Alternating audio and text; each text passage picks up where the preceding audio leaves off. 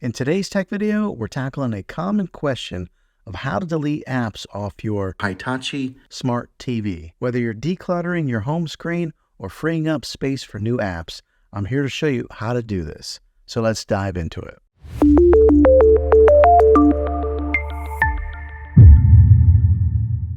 Deleting apps from your smart TV is actually pretty straightforward. Start by accessing the app menu on your TV. Once you're in the app menu, find the app that you want to delete. It may be labeled as apps, applications, or something similar. Next, select the app and look for an option that says delete, remove, or install. This option might be located in a submenu or accessible through a long press on the app icon. A long press is just holding down on the app for 1 or 2 seconds. Once you've found the option, it might ask to delete or move the app. Just confirm that you want to delete it. And just like that, it's gone. The variation of how to delete an app on your TV always depends on the year and the model of your TV. But this method I explained should point you in the right direction of how to delete an app on your TV. And there you have it. Deleting apps off your smart TV is quick and easy, giving you more control over your entertainment experience. If you found this video helpful, go ahead and click a thumbs up on it.